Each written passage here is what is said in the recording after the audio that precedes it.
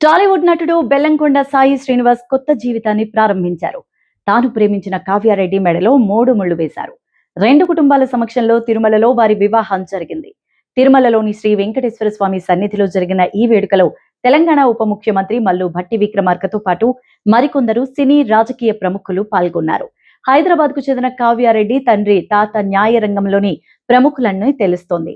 బెల్లంకొండ శ్రీనివాస్ గత ఏడాది కిష్కింధపురి చిత్రంతో హిట్ కొట్టారు. ప్రస్తుతం టైసన్ నాయుడు, హైందవ అనే ఆసక్తికరమైన 2 ప్రాజెక్ట్స్ లో పనిచేస్తున్నారు. అమెరికా తెలుగు సంఘం ఆధ్వర్యంలో ఫ్రిస్కో, డల్లాస్ లోని శుభం ఈవెంట్ సెంటర్ లో ప్రచార కార్యక్రమాలు ఘనంగా జరిగాయి.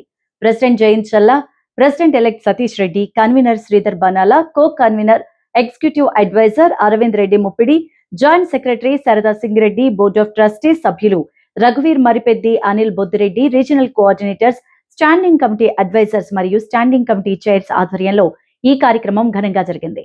ప్రార్థనా గీతం, జ్యోతి ప్రజ్వలనతో కార్యక్రమం అంగరంగ వైభవంగా ప్రారంభమైంది. అనంతరం డల్లాస్ స్థానిక కళాకారులు సంగీత మరియు నృత్య కార్యక్రమాల ద్వారా తమ ప్రతిభను చాటుకున్నారు. అమెరికన్ తెలుగు అసోసియేషన్ ఆటా అధ్యక్షులు జయంత్ చల్లా గారు ఆటా గురించి మాట్లాడారు. ఇది 36 ఏళ్ల క్రితం స్థాపించబడిన గొప్ప సంస్థ అంటూ పేర్కొన్నారు.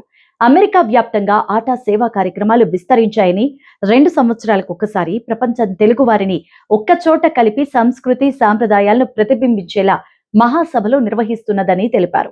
2026 జూలై 31 నుంచి ఆగస్టు 2 వరకు బాల్టిమోర్ లో నిర్వహించనున్న 19వ కాన్ఫరెన్స్ యూత్ కన్వెన్షన్ కు అందరినీ ఆహ్వానించారు. పశ్చిమ బెంగాల్ ముఖ్యమంత్రి మమతా బెనర్జీ ఎన్నికల సంఘంపై అనుమానంతో హల్చల్ చేశారు. కోల్కతాలోని భవానీపూర్ నియోజకవర్గానికి సంబంధించిన స్ట్రాంగ్ రూమ్ ను పరిశీలించారు. అర్ధరాత్రి రావడంతో ఈ సంఘటన సంచలనాన్ని కలిగించింది. ఈవీఎం స్ట్రాంగ్ రూమ్ లో బ్యాలెట్ బాక్సులు తెరిచారని ఆమె ఆరోపణలు చేస్తున్న విషయం తెలిసిందే. దక్షిణ కోల్కతాలోని సఖావత్ మెమోరియల్ స్కూల్ కు విచ్చేశారు.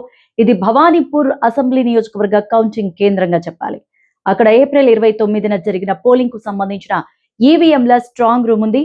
ఆ కౌంటింగ్ కేంద్రాన్ని మమతా బెనర్జీ పరిశీలించి అర్ధరాత్రి దాటాక మీడియాతో మాట్లాడారు. అభ్యర్థి లేదా ఒక ఏజెంట్ మాత్రమే పై అంతస్తులో ఉండొచ్చు. మీడియా కోసం సీసీటీవీ కెమెరా ఏర్పాటు చేయాలని కూడా సూచించాను. పారదర్శకతను కొనసాగించాలి. ఫిర్యాదులు రావడంతో నేను వెంటనే ఇక్కడికి వచ్చానని చెప్పారు.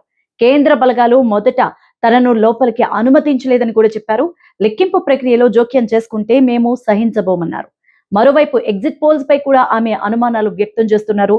బీజేపీ ఇచ్చిన ప్రకటనే చాలా టీవీలు ఎగ్జిట్ పోల్స్ పేరుతో ప్రసారం చేశాయని కూడా చెప్తున్నారు. బెంగాల్లో తమదే గెలుపు అంటూ మరోసారి ఆమె ధీమాను వ్యక్తం చేశారు.